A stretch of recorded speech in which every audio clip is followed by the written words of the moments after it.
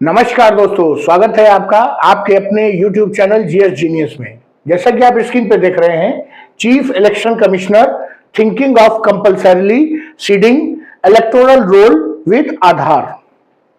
भारत के जो मुख्य चुनाव आयुक्त हैं ज्ञानेश कुमार जी, वो लगातार इस दिशा में काफी गंभीरता से विचार मंथन उनका चल रहा है कि क्यों ना जो इलेक्टोरल रोल है, अर्थात जो वोटर लिस्ट है, क्यों ना उसके जो सभी वोट हैं, हमारे आपके जो वोट हैं, उसके लिए एक हमको आपको एक इपिक अर्थात जो इलेक्शन वोटर कार्ड इशू है, क्यों ना उसको आधार से मर्ज कर दिया जाए, क्यों ना उसको आधार से सीडेड कर दिया जाए।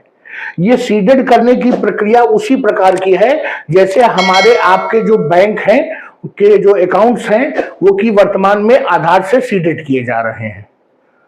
तो क्यों ये मुद्दा उठा, ये जो हमारे सीईसी है चीफ इलेक्शन कमिश्नर, वो क्यों इस दिशा में सोचने लगे हैं, इन सब चीजों को इस वीडियो में हम समझने का प्रयास करेंगे।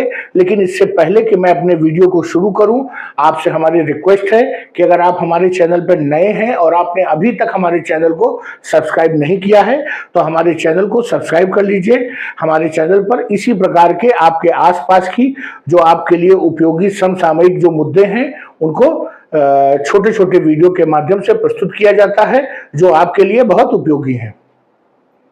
तो चलिए मित्रों, ये देखते हैं। ये है भारत के मुख्य चुनाव आयुक्त chief election commissioner Gyanesh Kumar जी।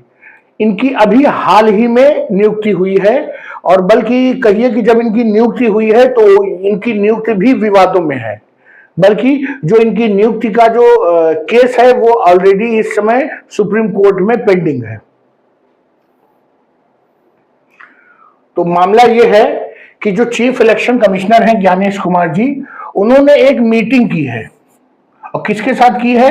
यूनियन होम सेक्रेटरी अर्थात जो केंद्रीय गृह सचिव है और जो लेजिस्लेटिव जो विधायी सचिव हैं, उन लोगों के साथ इस इशू को डिस्कस किया गया है कि क्यों ना जो वोटर आइडेंटिटी कार्ड है उसको जो है आधार के साथ मर्ज कर दिया जाए, लिंक कर दिया जाए।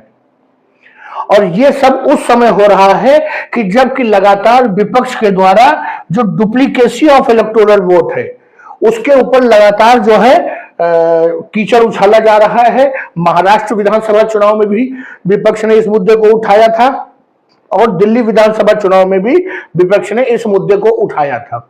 वास्तव में विपक्ष ने जो मुद्दे उठाए थे, हो सकता है वो किसी मायने में सही हों और लोगों के वोटर लिस्ट में एक से अधिक वोट, एक एक व्यक्ति के कई वोट हों, लेकिन मामला तब जो है बड़ा हास्यास्पद हो जाता है कि जब जिस चुनाव में विपक्ष जीत जाता है, जिस राज्य में जिस चुनाव में विपक्ष की जीत होती है, वहां पर वो डुप्लीकेसी ऑफ इलेक्टोरल वोट की बात नहीं करते, लेकिन जहां पर उनकी करारी हार होती है वहां वो कुछ न कुछ इस तरह के बहाने सामने लेकर के आते हैं, और वो ये मानने को तैयार नहीं होते कि जनता में उनकी लोकप्रियता दिनों दिन समाप्त हो रही है, बल्कि वो अपनी हार का ठीकरा चुनाव आयोग, वोटिंग लिस्ट, वोटिंग पैटर्न, इन सब चीजों पे डालने का प्रयास करते हैं। तो इन्हीं सब चीजों से निपटने के लिए कि विपक्ष अब इस आरोप को भी न लगा सके कि इलेक्टोरल वोट की कमी है या चुनाव आयोग की गड़बड़ी है, इससे निपटने के लिए जो मुख्य चुनाव आयुक्त हैं उन्होंने इस दिशा में काम करना शुरू कर दिया है। वर्तमान में जो कानून है वो ये कहता है कि भारत के नागरिकों के लिए ये एक वैकल्पिक सुविधा है कि अगर वो चाहें तो अपने जो वोट है, अपना जो इपिक है, इपिक का मतलब है जो आपका वोटर कार्ड है, वो उसको आधार से लिंक करावें, और अगर न चाहे तो न लिंक करावें। इसी को चुनाव आयोग मैंडेटरी बनाना चाहता है। जो विश्वसनीय सूत्र हैं जो मीटिंग में मौजूद थे, उन लोगों ने ये बताया कि जो बातचीत हुई है ये जो सचिव और चुनाव आयुक्त के बीच में, वो बहुत ही सकारात्मक रही है। अब 18 मार्च वाले दिन इसी मुद्दे को लेकर के जो मुख्य चुनाव आयुक्त ज्ञानेश कुमार जी हैं, वो ये वो संस्था है जो कि भारत में आधार और उससे संबंधित चीजों को नियंत्रित करती है। उसके जो अधिकारियों के साथ जो है मुलाकात करेंगे और वो ये कोशिश करेंगे और पूरा जानने का प्रयास करेंगे कि कैसे इसको स्मूथली जो है लिंक किया जा सकता है। इसका पहले जो मैंने आपको अभी बैकग्राउंड बताया कि विशेषकर कांग्रेस पार्टी, जिसका कि जनाधार लगभग लगातार खोता जा रहा है और बीच बीच में वो सांस लेते हैं और फिर सांस लेना बंद कर देती है पार्टी, वो लगातार जो है इलेक्शन कमीशन पे अर्थात चुनाव आयोग पे ये आरोप लगा रहे थे कि वो जो है देश में फ्री एंड फेयर जो चुनाव है वो नहीं करवा रहे हैं। वो अपनी हार का ठीकरा पूरा चुनाव आयोग पे फोड़ना चाहते हैं। उनका कहना है कि जो चुनाव आयोग है वो निष्पक्ष नहीं है और वो भारतीय जनता पार्टी और उसके सहयोगी दलों से मिला हुआ है, इसलिए लगातार उनकी जीत हो रही है।